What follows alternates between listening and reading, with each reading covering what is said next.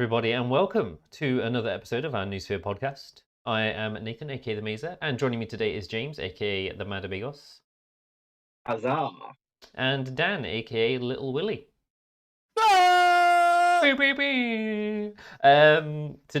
Today we are talking about an army that is close to all of our hearts, including Dan's obliterated heart.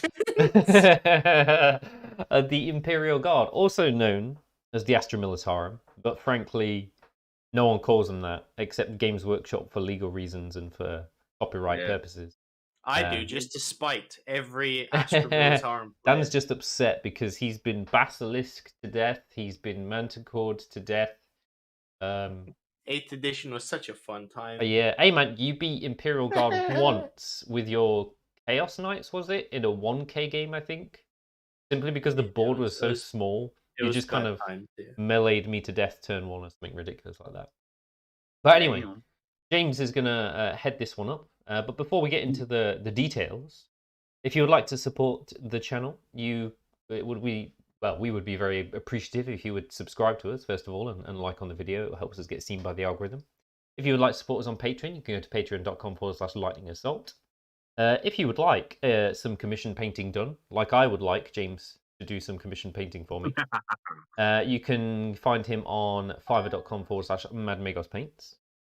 And if you would like to cool whip Dan's asshole on League of Legends, shit, I don't know what your League of Legends handle is.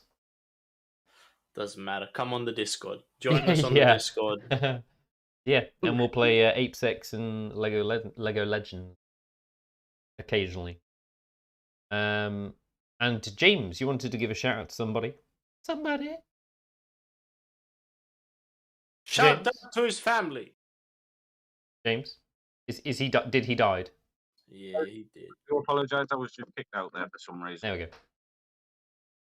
I'm back. So James, you said you wanted to give a shout out to somebody. Yes. So a quick shout out to OTR Miniatures. Check them out on YouTube. Guys are really cool.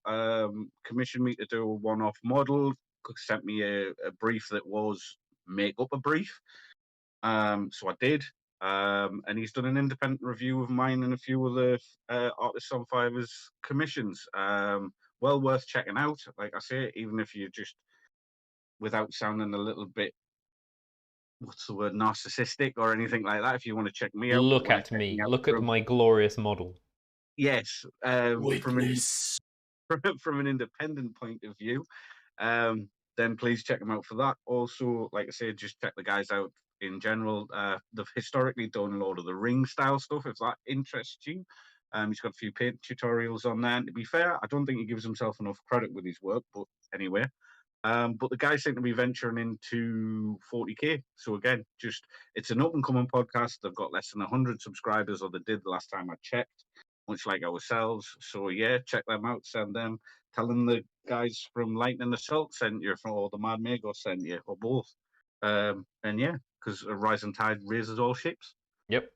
I'd like to give a quick shout out to Murfield Miniatures. I've mentioned this to Dan, and I've obviously mentioned it to you in the business WhatsApp group. It's a really awesome little place in the Murfield Creative Arts Hub that's just opened up. He basically buys and sells secondhand Warhammer armies. Really dirt cheap, great way to get into the hobby if you're strapped for cash. Go check him out on Facebook. He posts basically sort of secondhand models Monday, Tuesday, Wednesday, and then posts them out Thursday, Friday. Super cheap. I got shitloads of Sisters of Battle for not very much. Went there. He's a really nice guy, and he's been inundated with support. So yeah, if you want to get into the hobby and it's a little bit rich for your blood, then Murfield Miniatures is probably the way to do it.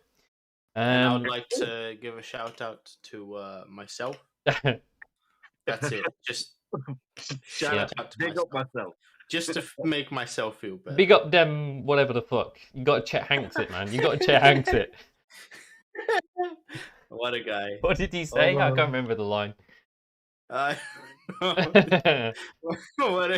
Whatever he says, yes. Yes, that.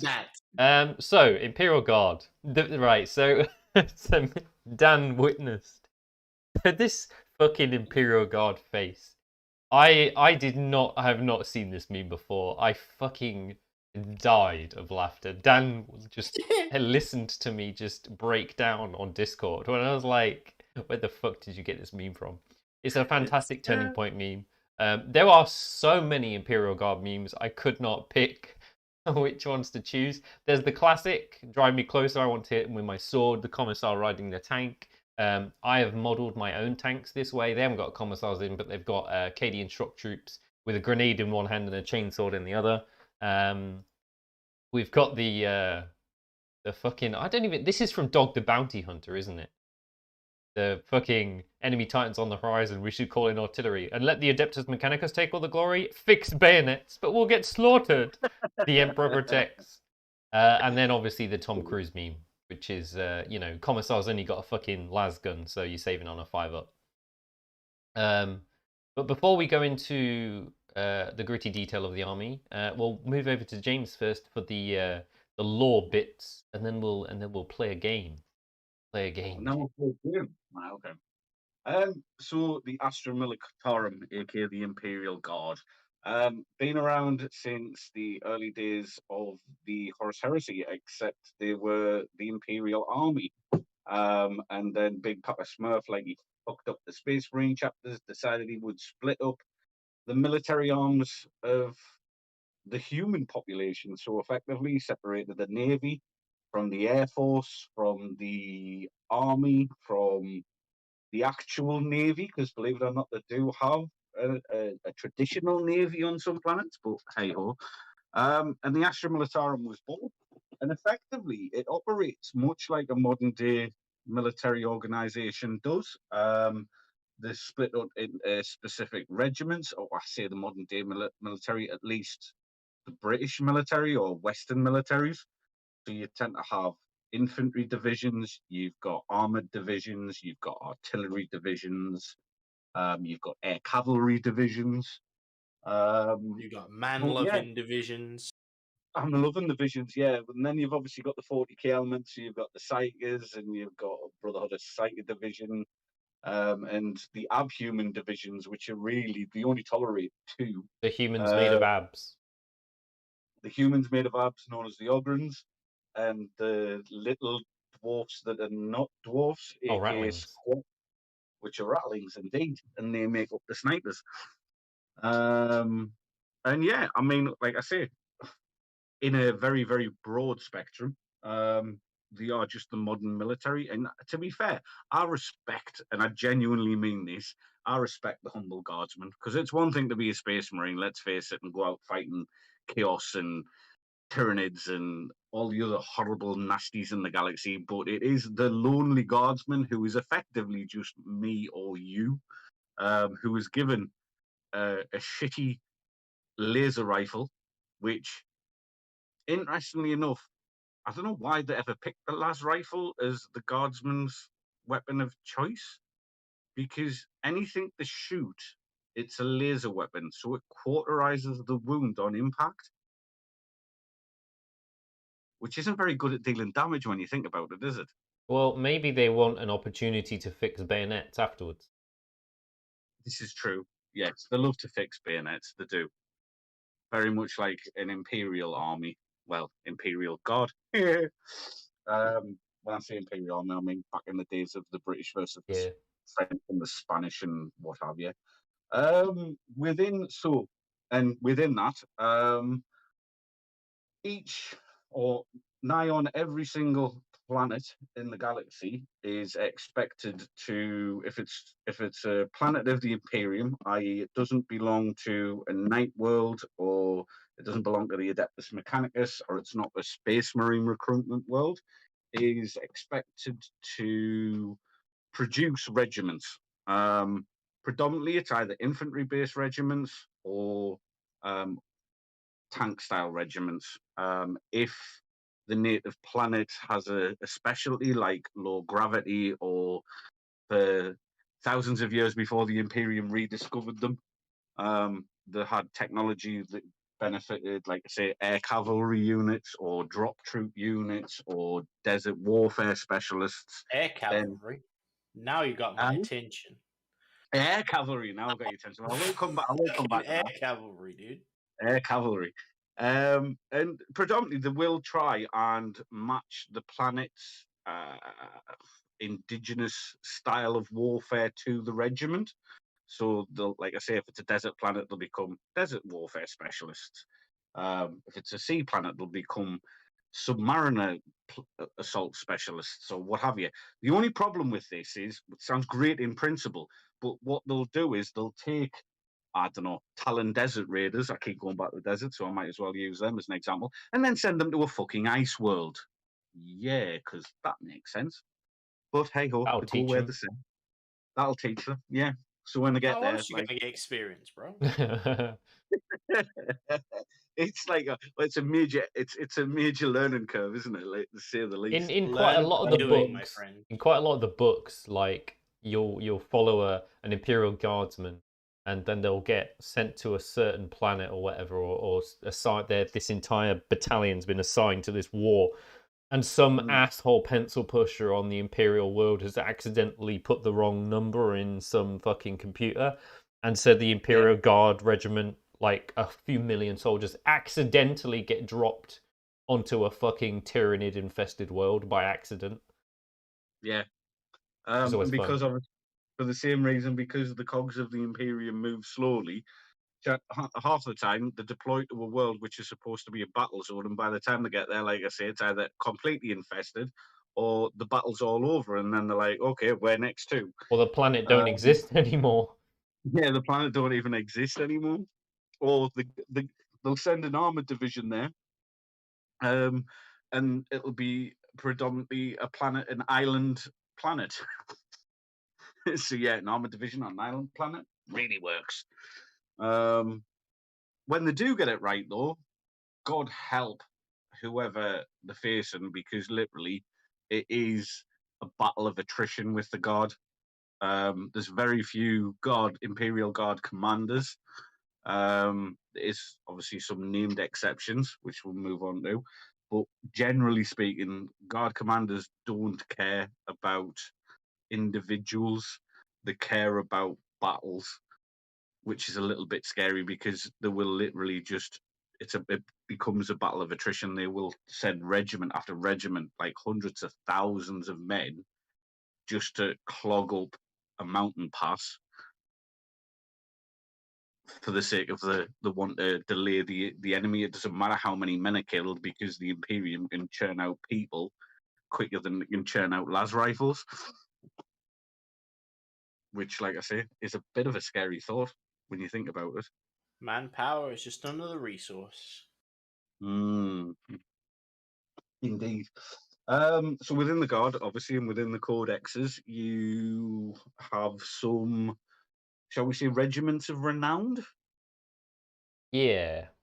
Yeah, that I think Nathan's got a little game for me to play. Yeah, so what we're going to do is, because we can go on for a very long time about the Imperial Guard, because there is too much, we have found a way to simplify.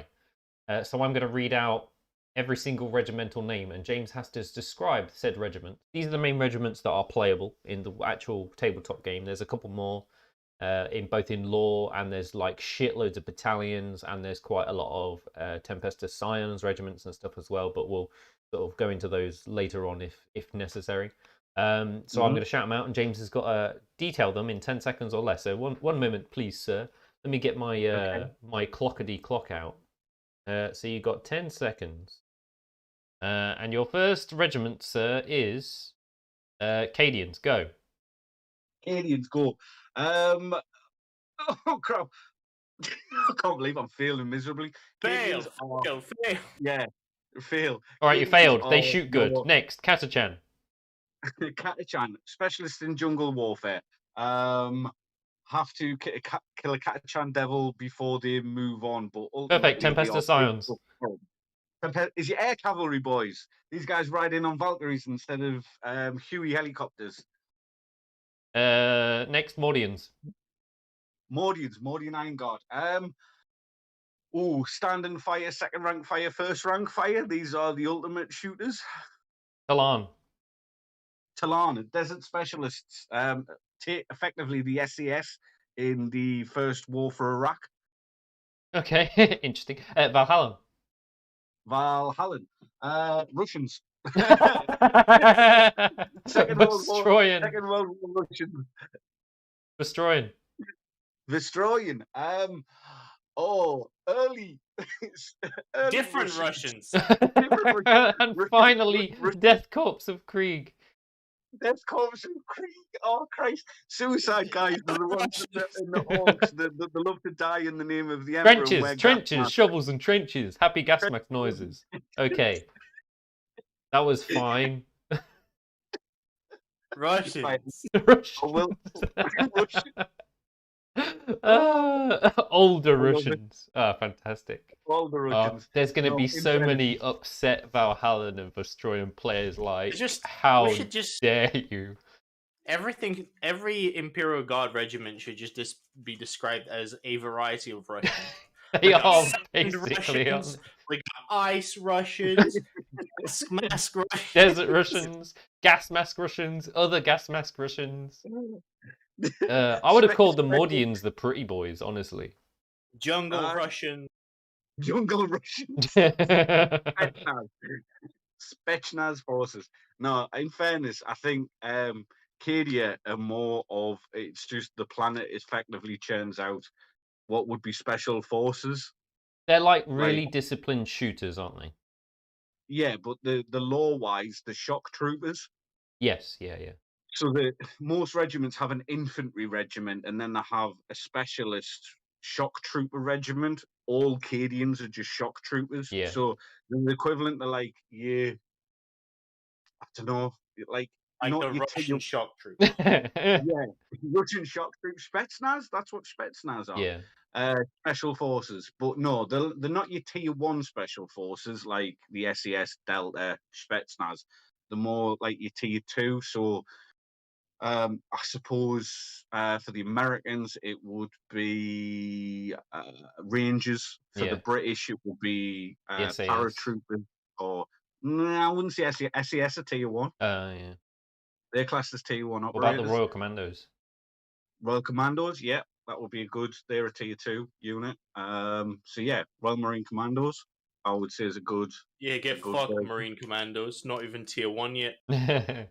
Did you hear about? Sorry, this is very side note. Did you hear about Operation Green Dagger? No. So, Operation Green Dagger is like this task force with the Americans, the Europeans, and sort of by virtue the British when they were European.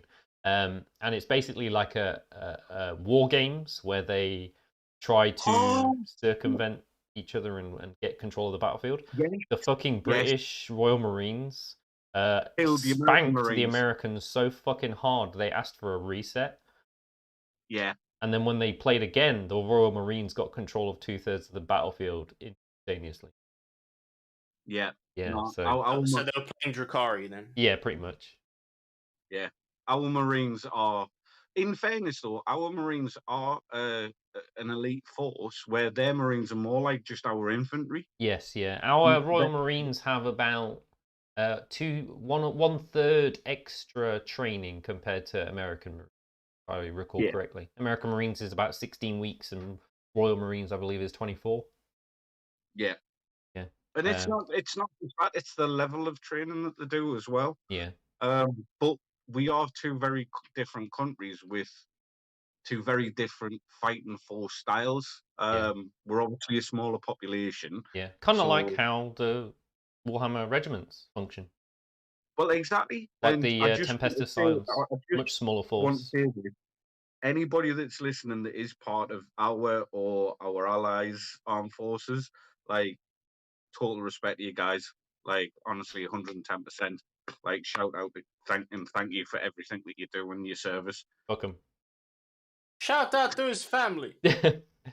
F to pay respect. Because I think at the end of the day, politics doesn't matter because it's the politicians that decide on the wars that they go to. At the end of the day, they're serving a purpose. The Spetsnaz are the equivalent of a parachute regiment, not the SAS. God knows of these things. He was ex-weapon expert, technician. Sorry. Yes. Navy boy. Yep. Anyway, speaking of Cadians, let's start off with some units of the Imperial Guard, the most legendary Imperial unit and Cadian unit, Lord Castellan Creed. Yep. Do you want to? Creed. That's all you need to say. Damn it, Creed. Yeah, Creed. Even Zinch can't Best Creed. No. come to Creed tactics level. So he used to, I believe, have an ability where he could ambush entire vehicles like Titans onto the battlefield, but I believe that got removed, which makes me sad. But you can still do it with the core rules. What are they called? What's it called? Putting stuff into deep strike. Reserve, strategic reserve. So you can kind of do it without Creed now. But functionally, he dishes out shitloads of orders, and on a 4-up, he can duplicate those orders onto another squad, which is now completely pointless since the Imperial Guard changes, because his voice of command is 12 inches, and any squad within 6 inches of that target squad gets affected anyway. So there's limited areas where his fancy ability is now worthwhile, I guess. He also smokes the fattest Cubano cigar. His cigar is like the size of a fucking tree trunk bookshop. Yeah, it's huge. And also he gives you CP. He's your warlord. He's just fucking cool. Like, I do occasionally run him sort of fun games. I had a point. I think there was a game against my brother a long time ago where I only won the game because Creed was engaging in melee combat with his power sword against a couple of Space Marines, and he was holding his own, and it was the most legendary final turn. Yeah. An honorable mention that Color Sergeant Kell, who's dead now. Yeah, I've got the model. You can still play him. He's still got rules. He's decent. He's basically got he passes wounds onto him, doesn't he? I thought you could use Kell's leadership. Yeah, so Kell's got the leadership thing, but he also has an ability where if he's next to Creed, he takes the wounds on a 2+. Yeah, it's like a lookout, sir, isn't it? Next up, we have Colonel Ironhand Strachan. Yes, the daddy. Lost half his arm and it still never stopped him. Yeah. So he's a melee beast. He murders monsters because he gets to reroll wounds against monsters. Gives +1 attack to all friendly units within 6 inches, provided they're Katachan. And he has a 6-inch heroic intervention warlord trait. And if he does successfully heroically intervene, he gets to reroll all hit rolls, which I've never used before. I totally forgot he had this. But yeah, he's basically you put him in an army with shitloads of either troops or Ballgrim, or both. Yeah. And you just try and punch things to death. I've tried it a few times. It's worked sometimes, other times it doesn't work. When you're punching at strength 4 AP 0, it doesn't always kill much. Is he strength 4 AP 0 now? No, I'm talking about troops. Oh, your troop. If you're running Katachan troops into things, the lack of AP does sort of kill things a little bit. Next up, James, do you want to talk about Commissar Yarrick? Yes, Commissar Yarrick. We love Yarrick.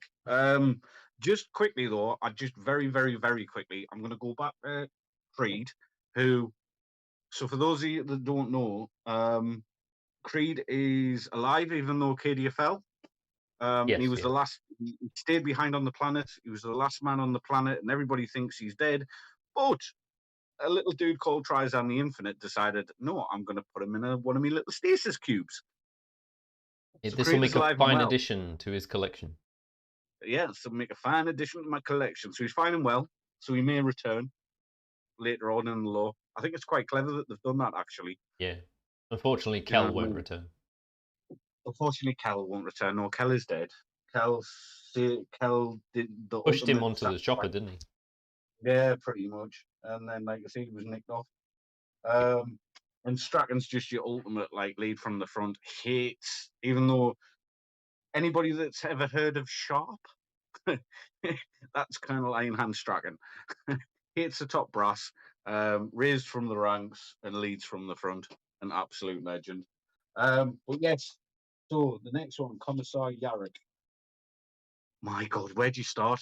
Dude is an absolute legend. The reason he's got a power claw for a hand is because his arm was chopped off by an orc meganob boss. His penis is so big, a normal hand Yeah. can't hold it. He needs metal. He's got Yeah, the true definition of what's it called? Death grip. Yes. Yeah. And to be fair, even if his dick wasn't that big, he's cojones, mate. He just needs that to be able to lift the cojones. Yeah. So yeah, had his arm chopped off by an orc war boss. Proceeded to then stab said warbox in the throat with his chainsword, and then lopped off Warboss's big power claw arm and attached it to himself. Science. Science, because science. The really interesting thing about Yarrick is, by all means and purposes, he's over 110 years old. And there's a really interesting theory that surrounds them. So you know how we talked about the orcs and the power of the war, and if they believe something, it has to be true. The orcs are shit scared. The orcs are shit scared of Yarrick and think that like he will live forever and he can kill any of them. So that in itself, the power of the war and the orc belief has given Yarrick longevity in life. Hence why he can still be a commissar at over 110 years. Forget all the rejuve and everything that the Imperial does, because it wouldn't be actually given to somebody as lowly as a commissar. You would just have to either retire or die. Too angry to die. He's too angry to die, yeah. His ultimate nemesis is Ghazghkull himself. And the last we heard, when Ghazghkull got bored and left Armageddon, Yarrick went off with High Marshal Halbrecht to try and track him down. They almost did, but because, of the mighty Gork and Mork, they transported Ghazghkull away when he was about to get smashed by them in space. And basically they kind of waved their fists in the air and went, "Damn it!" And now I think he's headed to Armageddon. Yeah, basically. Yeah. Speaking of too angry to die, I haven't looked at his rules in a while, and he genuinely is too angry to die. He has a 3+ feel no pain on his final wound, which I never realized before. So if he's on his last wound, he just gets, like a 66% chance to just say nope. And he has a 4 up invuln, which is very high for an Imperial Guard officer. Like usually it's a 5 up. So yeah, he's hard as nails. Another thing that I don't think was mentioned, the orcs are so scared of him that they believe that Yarrick can kill him just by looking at them. Oh yeah. So Yarrick thought it'd be a cool idea to put a goddamn laser in his eye so he can kill the orcs. Yeah, he's got the equivalent of a las pistol in his eye, I think. Yeah.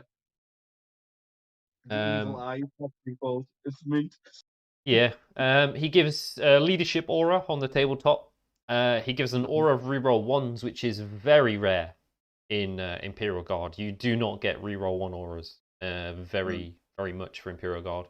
But if you're against orcs, then everything within 6 inches gets full rerolls, which is bananas. And he has the generic commissar rule as well. And if you make him your warlord, he gets to be treated as a company commander, so he can issue 2 orders. Yeah. Next up, we have the basic shock troops, James. So the basic shock troops, these are our Acadian friends. I say that the shock troops themselves, if we're talking about the elite versions, they are, how can I put it? Like I said, they're our tier 2 units. The Acadians, it's just they're all shock troops. For other regiments, their shock troops would be classed as specialists, but because we're talking about Cadia, they are a mixed squad. You can give them all las rifles. You can chuck a couple of specialist weapons in there. You even throw in heavy weapons team in there as well, can't you? You can hold your heavy weapons team there as well. These are on the tabletop. These are your versatile unit. These are your basic troops. And with the new orders, etc., they've become considerably more effective. Yeah. Um, and they have the most overpowered order on the planet in the form of move. Move. Which means that they have an effective travel range of 24 fucking inches. Which is insane. These boys are sprinty boys. Yeah. Well, that's maximum movement. Yeah, max movement. On average, it's 18, I think. Yeah, so that's just to clarify. Basically, they get move, lets them move again. So they advance and then advance again. Advance twice. Yeah. But orders are what really makes the unit special. And in Catachan, they can be a little bit dangerous because they become strength 4. And if you're anywhere near Strachan or a priest, then suddenly you're under heavy weight of bayonets. Next up, the sharpest bayonet in the Imperium. Next up, we've got the Astropath. The Astropath. So the Astropath is your psyker of the army, or one of your psychic options. Tends to be used primarily for the invul save. The +1 to save. I was going to say, they don't give an invul. That would be broken in Imperial Guard. Yeah, it would. He is, like you say, relatively cheap. And to be fair, are they classed? Forgive us, Nathan. Are they now classed as an elite, or yes, they're elite. They're like super cheap elite slot. Yeah, but they can only cast 1. Yeah, but obviously, if you really want that across the board, you can easily chuck in 3 elites. Have 3 units, a lot of people run them either to give Bulgrins +1 save or tank commanders +1 save, which puts both the Bulgrins and the tank commanders at a 1-up save. And in more rare cases, they'll use it for to give the Baneblade +1 save as well. Yeah, but by law-wise, the Astropaths are just that. I mean, I do find it a little strange, actually, because they're supposed to be on the ships, I was going to say, they're navigators, aren't they? They're the navigators, yeah. From the navigator nobility. But I suppose, any commander worth his salt would recognise that the server role on the battlefield, so hence why they're there. Yeah, I mean, they don't do much. They don't have any bonuses to psychic powers. They can only know and cast 1 psychic power, so they're shit in terms of psychers. But when it comes to the Imperial Guard, you don't care. No, because like I said, they're there to serve a purpose and they're there to die. Yeah, and that's pretty much what they do. Next up, we have their counterpart, the Bulgrins. Yeah, so the best boys. Yep. The meat shields, they are slabs of muscle. And what do you call it? What's the name? Abhumans? Yes, but that's thank you. Auxilia. They're the Auxilia. Yeah, the form Auxilia regiment. So because Ogrons can be found across the galaxy, they aren't their own regiments. No, and they don't benefit from regiment keywords either. No. So which obviously fits in with the law side of things. They're like a specialist detachment. And aren't very fond of getting in tight spaces. They don't like getting in chimeras, and they certainly don't like getting in Valkyries, though you can put them in. Just law-wise, they really, really hate it. And to be fair, they've got the minds of children. They are very, I don't want to say... They're like orcs in Warcraft 3. Low IQ. Yeah. Yeah, they've got a low IQ and a high strength. They're apes. And yeah, literal apes. Awesome. The peons. Yeah. Yes. But they basically serve the Blade Guard role that the Space Marines have. Yes. Lots of wounds, highly durable, high save. You can either give them a 4-up invuln or a 2-up save. They get extra attacks when they charge. They get extra attacks if you put them near a priest. And you can give them Grenadier gauntlets, but they're not very good. Most people just run them with the No, mauls. you're far better off giving them slabs and Yeah. beat sticks. Because it's effectively just a shitty frag grenade launcher, isn't it? Yeah, it's a shitty frag grenade launcher, whereas the melee profile is quite well equipped to murder Space Marine. Because it's Murder. 6-1 flat 2. Yeah. Next up, we have the Ministorum Priest. The Ministorum Priest, basically, your attachment of the God Emperor is holy. There's a really nice version of the Ministorum Priest that comes with a Blackstone Fortress set. Ah. Can't remember what you call him off the top of my head, but effectively, he is one of the sweet models. Basically has a little servo skull with a little gun. Oh shit, that is cool. There. It is. Do you know what I mean?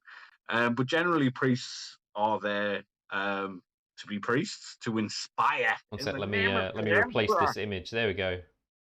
Pasted it in. Yeah, they are there to inspire. They give rerolls to. Is it hits and wounds, or is it just to wound now? No, they just give +1 attack to all nearby units. +1 attack. Sorry, my bad. Yeah. But they do have a rule where if they charge, they get to reroll. Let me double check this. They get to reroll themselves. It's called Zealot.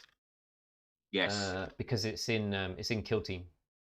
Zealot, you can reroll failed hit rolls for this unit in a turn in which it charged, made a heroic intervention, or was charged by an enemy.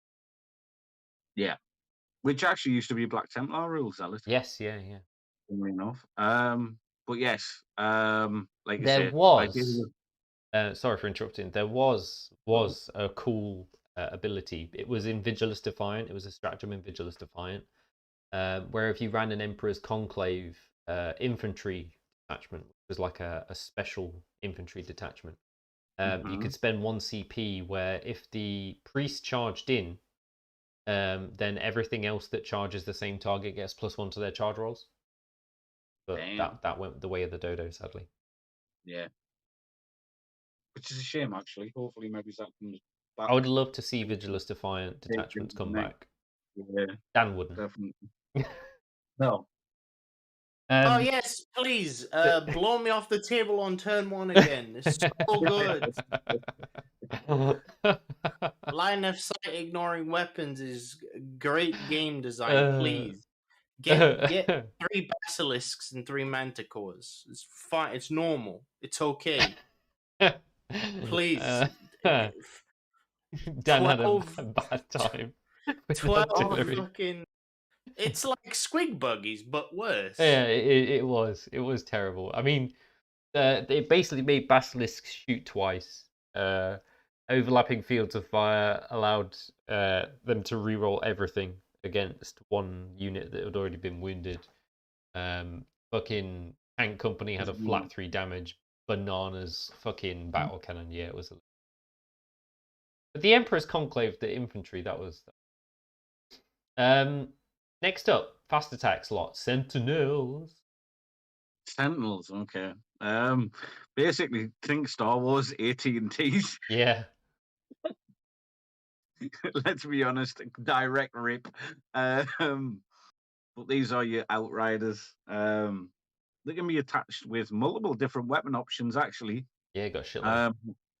Quite versatile, so you can give them anything from a heavy flamer to a las cannon to a plasma cannon to a chainsword, apparently. Laser. Yeah, you can, or you could give them a chainsword. But they are actually quite cool. I like them. I just don't own them.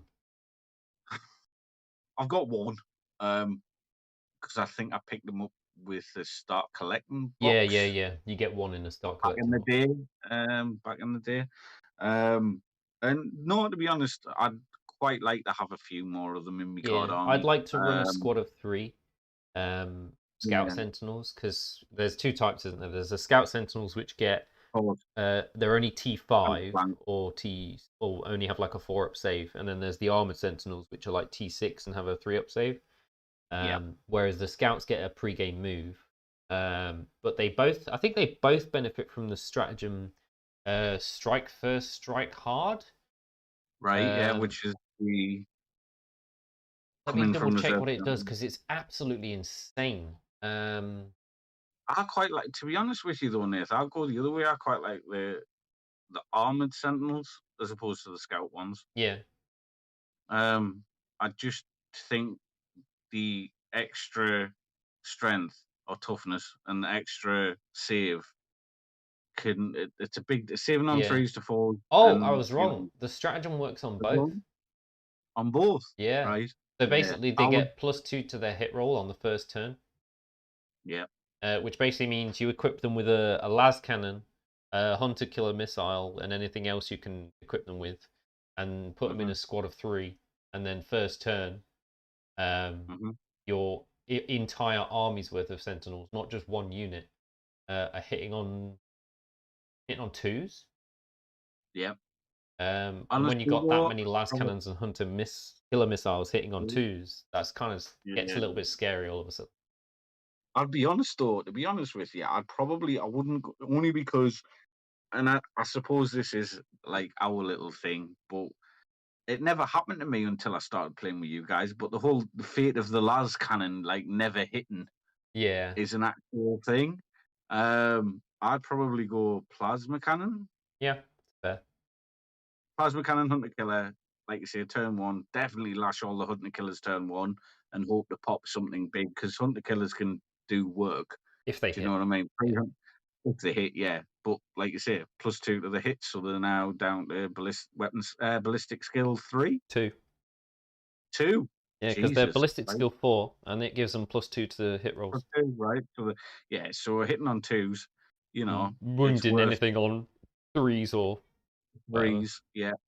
And then is it D6 damage? The plasma is flat 2, and then the hunter killer and the las cannon's D6. Yeah. So yeah.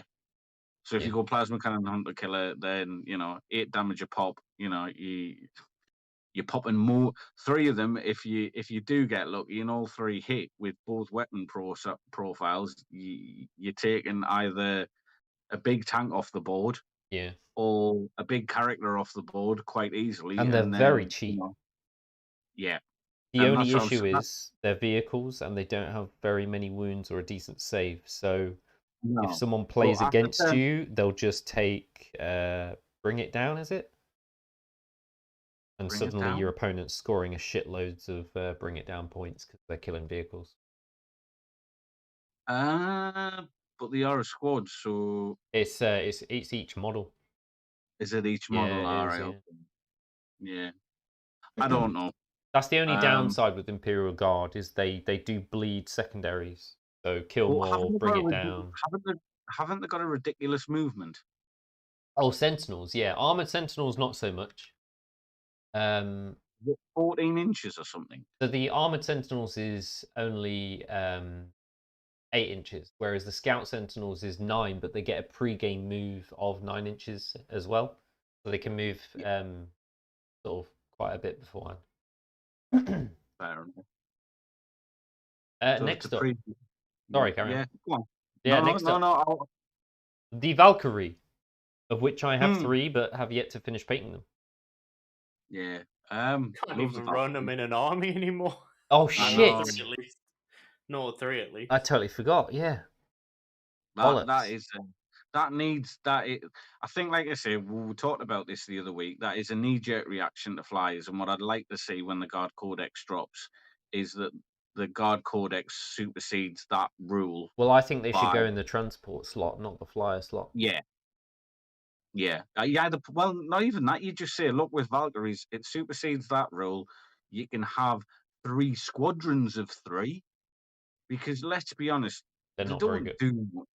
They're not. I mean, it might. If you're playing somebody that doesn't know what a Valkyrie is capable of, they'll certainly have the kind of Carnifex fear factor. I mean, they're fucking huge. Yeah, but but I don't mean shit. No. Like road wise, they might be huge. They ain't doing shit. You can't capture objectives with them. You know the weapons, the ballistic skill 5 still. 4 up, yeah. 4 up. Okay, so ballistic skill 4. Look at Jay talking about objectives. Yeah. How a boy has grown. I'm not you're rubbing off. You're rubbing off. Like I say, unless you stick in scions or to me That's where they shine, Ogrins, really, isn't it? With Ogrins and science. Bulgrins in them, yeah. Then do you know what I mean? Yeah. They But do have a know, roving gunship rule, so if they go out of fast aeroplane mode, then minus hit. They do get yeah, +1 to their ballistic skills, so they're hitting on 3s. But all you can really equip them with is a las cannon or a multi laser, some missiles. yeah. They're primarily a light gunship transport that is Yes. designed for precision dropping Tempestor scions loaded with either plasma or melter guns. These are your air cavalry. These are your Hueys of the 40k world. Yeah, they're like the Chinooks. Well, the Chinooks, yeah, it used to be Hueys back in the day. Yeah, Chinooks or Black Hawks nowadays, isn't it? Yeah. Sorry, I was watching We Were Soldiers the other day, which was about the original Army Air Cavalry unit in Chinooks, which was in the Vietnam War, and brilliant film, by the way. We Were Soldiers, Mel Gibson one, but Oh yeah. God! So, Give me I back know, but my it's so money. brilliant. Blah. Yeah. Yeah, honestly, some brilliant one-liners. Can't remember the name of the dude as well. I'm sure the actor that played the gunny sergeant, and it was an actual gunny sergeant in real life. Yeah. Anyway. Next up, Dan's favorite unit, Manticores. Stop it! Stop! No, stop! Manticores. That's the film Jim's on about. Full Metal Jacket. No, yes, you're right, Hackergard. The guy out of that was also definitely he was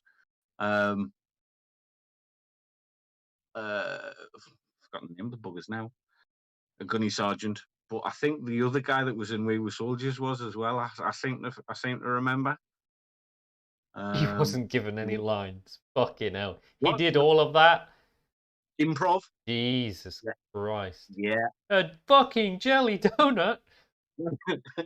Do you suck cock, soldier? Sir, no, sir. Bullshit. You could suck a golf ball through a garden hose. Jesus. Brilliant film. Absolutely brilliant. Yeah. I just realised I spelled Manticore wrong. Fucking hell. There we go. Manticore, yeah. So, like you say, big, nasty artillery unit. Little bit broken in the current edition. It is, but it isn't, because Imperial Guards suck so much cock with a 38% win rate. The Manticore is the only thing that is enabling them to survive the meta. Yeah. But that being said, if they updated everything else and brought everything else up to the level, and then left the Manticore there at the current level, then we said it was. I suspect so. The reason they're a bit fucking broken at the moment is their strength 10, AP -2, and if you give them full payload, which you can do twice, they are flat 3 damage. Yeah. So they absolutely fucking decimate elite units like Custodes, Gravis, anything that's D5 3 wounds or whatever. But forgive me if I'm wrong. Prior to the Manticores being OP, it used to be, was it the Wyverns? It was the Basilisks. Which is another artillery. Yeah, it was Basilisks. It was Basilisks, yeah. Because the Emperor's Fist Artillery Company from Vigilus Defiant made them potato good. Yeah, it was borderline just. I'll stop crying about it. I haven't played against IG in like years now. Yeah. I seem to remember the Wyverns though, because they had like something ridiculous. Like there were artillery that ignored cover and then had like some kind of shred or special rule? Wyverns were just okay against 3-2 wound Marines. Right, okay. Because they got 4d6 shots that ignored line of sight. They were only strength 4 AP01 damage, but they got to reroll failed wound rolls. Right, okay. So you were getting 1 billion shots, hitting on 4s, wounding on 4s, but you got to reroll everything. Yeah. And they had direct onslaught, which gave them +1 to their hit roll if they could see what they were shooting. And they could use aerial spotter for 2 CP, which meant they could reroll all hit rolls. And they were in Emperor's Wrath detachment from Vigilus Defiant, which meant they could shoot twice. Right. So they just fucking obliterated Marines. Not so much anymore because Vigilus Defiant got nerfed to shit, and Marines got 2 wounds. Fair enough. So yeah, they became a bit poop. I think the point is though that I think no matter what, there will always be some form of OP artillery piece for IG. Artillery piece within I mean, the they've got Guard 4. Army. They've got Hydras, Manticores, Wyverns, and Basilisks. Yeah. Yeah. So yeah, they all take turns being good. Yeah. Next up, iconic unit of the army that recently got a buff is the Leman Russ battle tanks and the Leman Russ battle tank commanders. Oh yes, my days. Mwah! Thank you, GW. I only say that because, like, as Nathan knows, my Guard armies tend to be you love tank heavy. You like armored divisions, don't you? I do. I love them. I absolutely adore them. Just give me all of the armor all of the time. Honestly, I don't know why. I just genuinely do love the tanks. I think, I don't know. It well, just they're appeals fucking to me. T8 2-up save 14 wounds now. So have fun trying to kill that shit. Exactly. Do I think they've become a little bit OP? No. Yeah, probably. No. They're very strong. They're very, very strong. You walk up to them and touch them with your finger, and suddenly they fall down. You say that. You can't say that you touch them with a finger when they're toughness 8 in a No, I mean, they can't shoot their turret weapon. Oh shit, but they still got the swans. Okay. Well, that's why you have 1 million guards surrounding them. Yeah. That's why I either have Ogrins, Bulgrins, or you just give them loads of heavy flamers. Oh yeah, that's true. And negate the whole ballistic skill issue. So I think, honestly, and I've heard other commentators within the hobby say it, but I think this whole big up to the Leman Russ in general, everybody used to run Leman Russ tank commanders for that reason, like the ballistic skill, etc. I think now though, because they haven't done anything with the points and they've just made them like a 2-up save, I think you might start seeing more just bog standard Leman Russ. Well, what I have seen in the latest Games Workshop GT is not Leman Russ battle tanks, but tank commanders and no manticores. And instead what they do is they give those 2 tank ace traits to the tank commanders, and they give them Master Mechanic, which means they self-heal at the start of every turn. Damn, 2 with the self-heal. Yeah, so they run like 3 Leman Russ tank commanders, 2 of them with Master Mechanic, completely loaded with demolition cannons and all that shit. So suddenly they're hard to kill because of their 2-up save and, T8, 14 wounds, whatever, but they're also healing every turn. Automatically. So how would you demolish a cannon and 3 multi-melters? You can't have 3. You can only run a heavy bolter or a las cannon on the front, I think. Or a heavy flamer. A heavy flamer, yeah. I tend to run my tank commanders with demolition cannon on top, 2 multi-melters on the side, and a las cannon on the front. But just as tank commanders, if I were to run them as just basic bitch Leman Russ battle tanks, I would just load them with heavy bolters. Load them with heavy bolters? Yeah. Right. Okay. Or think flamers, if they made flamers not crap. Yeah, I like flamers because it negated the whole ballistic skill issue. So I would Demolisher tend to be close fire support anyway. So I think if I wanted to move my tanks up the board, they weren't just going to sit at the back and shoot, then I'd definitely go Demolisher Cannon, Heavy Flamer. I quite like to put maybe a guard tank commander with a Punisher and heavy bolters. Well, if you take the gunner, expert gunner, or whatever the fuck tank case it is, with a Punisher, they get extra AP. So suddenly that Punisher Gatling cannon's actually doing things. Or better yet, hang on a damn minute.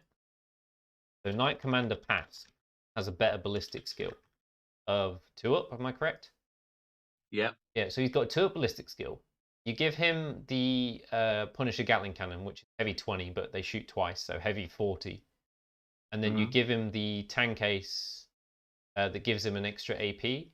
So he's putting out 40 shots, hitting on 2s, AP -1, and it's strength 5, but it's only 1 damage.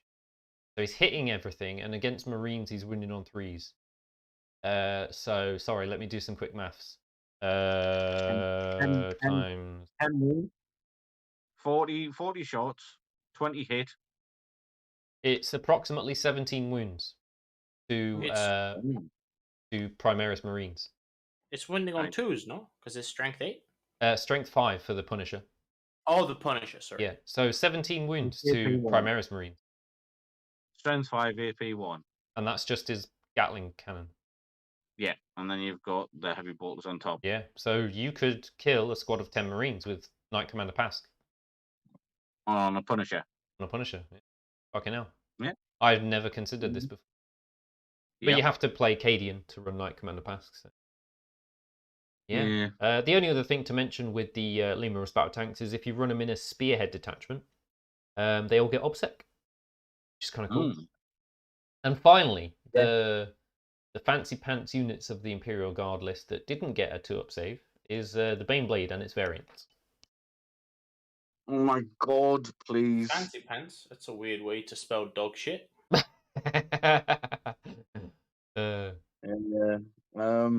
Please give the Baneblade some love. I don't understand how you can give the Lehman Russell 2-up save but leave the Baneblade out to hang. I think they're terrified of it being competitive and seeing play in tournaments. But why? Absolutely, especially when you can't even deploy it properly on half the missions. I don't know, can you? With a Baneblade, you just turn it on the side? It would be a struggle if there were a building in the way. Fair enough. There's 2 missions out of the mission pack where, depending on terrain, you might have to strategic reserve it. Oh dear, what a pity. Give it a 2-up save, and all right, then I'll take that as a penalty. Having it come in turn 2? Okay. Yeah, all right. And yeah, like the thing is, I don't understand why it's a fucking plastic kit now, for fuck's sake. And they made the plastic kit where you can pretty much, if you buy one nowadays, I got mine way back when. But if you buy one nowadays, you can pretty much magnetize it so it builds every variant. Yeah, so with some very efficient Dremel work, you can build every variant out of one kit, yeah. Yeah, and even without efficient Dremel work, you could build half of them. Yes, yeah. Do you know what I mean? So maybe that's it. Maybe it's the fact that you can get so much bang for your buck with them. What are the RP now at 90 quid? 80, I think. 80. Yeah. I personally love the Baneblades. I still run them on occasion, even though they're not very good. They're T8, 24 wounds or 26 wounds. Only have a 3-up save. If you give them the tank case hold down deployment, where if you do not move them the entire game, they get a 2-up save instead of a 3-up save. That makes them semi-viable. Or you can give them a tank case so they can actually benefit from doctrines, like the Catachan one, which is reroll number of shots, which is kind of important. The only problem is they hit on 4s. They die to melter quite quickly. Yeah. 26 wounds. Yeah, 26. And they do rely quite a lot on getting those tank cases, doctrines, or some support.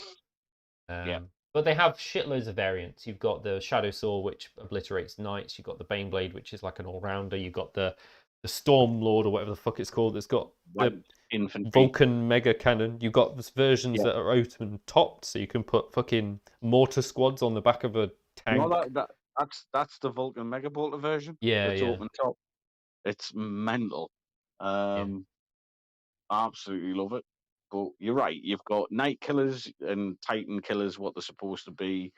You've got the version that ignores cover. Yeah. So like a big ass Nova Cannon There's version. one that halves the advance and charges of units that it hits. Yes, with the earthquake rounds or something like that. Yeah. Yeah. Like, yeah. I wouldn't mind. Like, to me, they need to have a 2-up save, keep the volume of wounds, or maybe drop down to say 24 wounds. 24 wounds, 2-up save.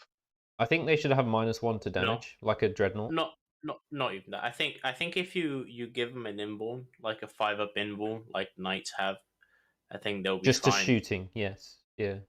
Either 2-up save and -1 to damage, or an inborn. Yeah, that's fair. Yeah. I would like them to see their time in the sun at some point. I'm sure they can strike a balance where they're not busted, but they're still like playable. Yeah. I think if you point them at the about the level of, say, the equivalent to maybe 3 standard Lehman Russ,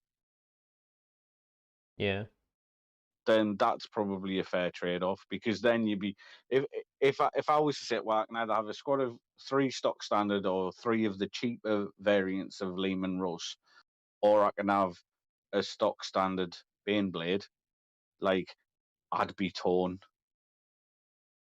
Does that make sense? Yeah, I know what you mean. Like, it would make you sit there and really think about it and how and the don't rest of forget, your you're paying the CP to bring them in an auxiliary detachment as well. Exactly. So they're not cheap to bring. No.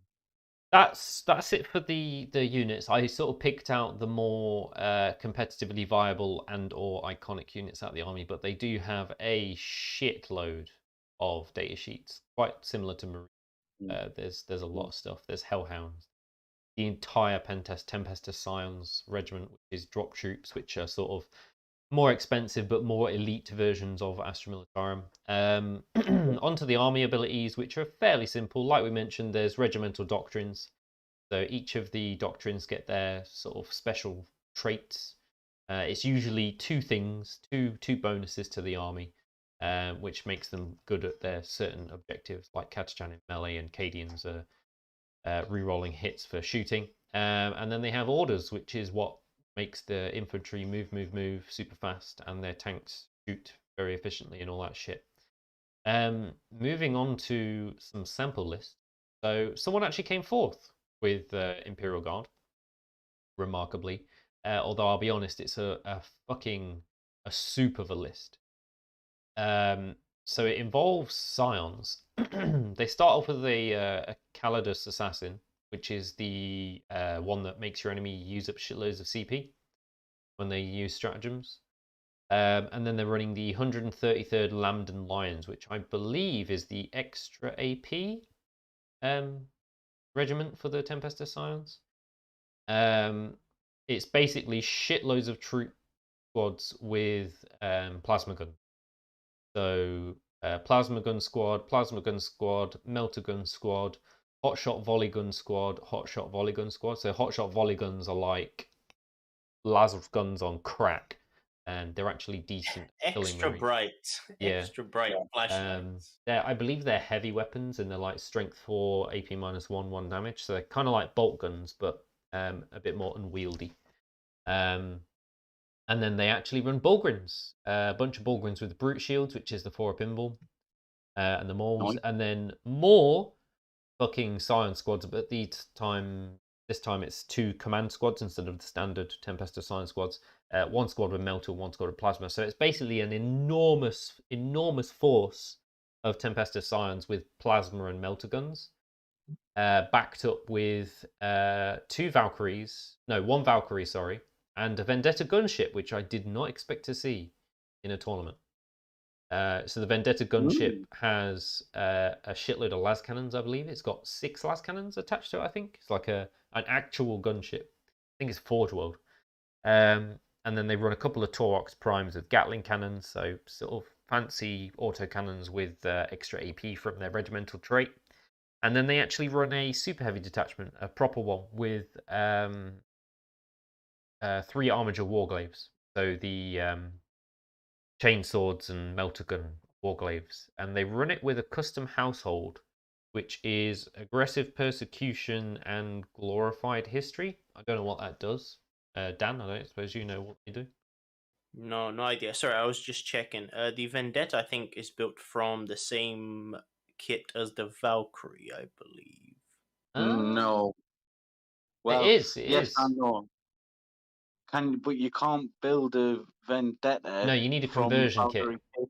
Yeah, you need a conversion kit from Forge World, yeah. But it is a Forge World, right? Yeah, so it's a Valkyrie with a bunch of las cannons attached to it. Yeah. Yeah, that's interesting. Yeah, I mean, to be fair, you don't have to go down the whole Forge World route. You can, to be fair, you can just take the las cannon from a couple of heavy weapons teams and glue them on. Yeah, I was gonna say, looking at it, it looks like a very easy conversion. It's just it's got las cannons, and was it the front is slightly different? Like the nose is a bit different. Oh yeah, it's just got a custom searchlight on the front, hasn't it? Yeah. Yeah. So it's got a twin las cannon on the nose, sort of on the side of the nose, and then 2 twin las cannons under the wings instead of the missile pods. So yeah, it is a really easy conversion to do. Huh. Yeah. Maybe I should look into that. Because I've got 3 Valkyries and they're now illegal, so I may as well convert one into a Vendetta and see if I can budget it around or whatever. You still be able to run. Oh shit, yeah, fuck, because you can only run 2 flyers. God damn it, GW, what have you done to me? So yeah, that was a competitive list. It's mainly leaning on Tempestus Scions, but I have seen a list that got top 16 at the latest Games Workshop tournament, which did run some Tempestus Scions, but like I said, it did run 2 tank commanders with the Master Mechanic stuff, so seems like Imperial Guard are getting better now that they've got that 2-up save and the massed orders within 6 inches on their company commanders. The next list I made was more of a thematic list because quite easy to do, and I do like my Katachan. So I made a Katachan battalion and a Katachan patrol. Iron Hand Strachan as the main HQ, 2 tank commanders with, like I said, demolish cannons, las cannons, and multi-melters. 6 shock troop infantry. 1 squad of 8 Bullgrin with Moles, 4 with Slab Shields, 4 with Brute Shields, Astropath with Psychic Barrier to give the Bullgrins a 1-up save, a Minister and Priest to give the Bullgrins an extra attack, 2 full payload Manticores, 3 Chimeras loaded with heavy flamers, and then a Katachan patrol with 2 company commanders and 3 more squads of shock troops. So it's just a shitload of troops, bunch of tank commanders, and Bullgrin. Just easy to build, relatively easy to buy and paint. That's pretty much all I had down. Is there anything else anyone wants to add? I know I'm shitting on the army. Well, I'm not shit. I like to complain about Imperial Guard, but actually, it is a really cool army. It's very thematic. The orders are such a unique mechanic that no one else gets. It's really cool. And yeah, I would definitely recommend. I think it's a good starter army as well. Yeah, because it's not. It doesn't have lots of weird rules and overcomplication. It's just more about here's your dudes on the ground. They sit in front. Behind them, you have some tanks. Go have some fun. And a lot of their weapon profiles are very similar. So it's not much. Not only is it not many rules to memorize, but it's also not many weapon profiles to memorize. No. It's just a they really. Also have. Sorry, go ahead. It's just a nice, well-rounded, simplistic army. And they get bonus points for having Bullgrins. I love Bullgrins. Yeah. Great. Yeah. And I will say this: if you're not planning on going to any official GW tournaments, then there's plenty of options for customization and conversion outside of the standard paint schemes, etc. Oh yeah. And to be fair, there's actually quite a bit of, once you start adding in things like your Tempestus signing kits and stuff like that, there's enough bits left over where you can start to convert your standard guardsmen. Yeah. As well. So even if you were going to official GW tournaments and you didn't want to use third party bits, then again, there's still the element of being able to have a unique army to you. Yeah.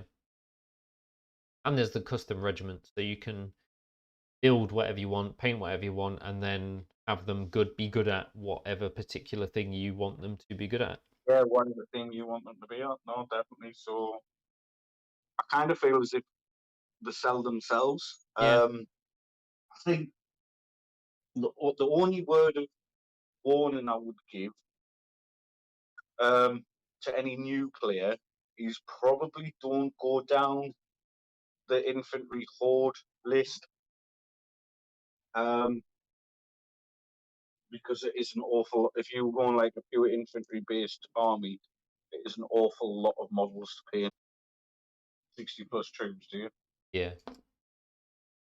Like I run 80 in every list I've ever made, but I think every list, if they want to do well, even if you want to run like a spearhead of Leman Russ or a spearhead of artillery, I think you really do need to have at least 60 troops in there. Well, there you go. Then I would say bear that in mind. You know, I'm the last person that wants to put anybody off an Imperial Guard army because I do think they're cool as fuck. But just like I say, horde armies, you know. Yeah, and it's a lot of movement. Movement trays are going to be your friend.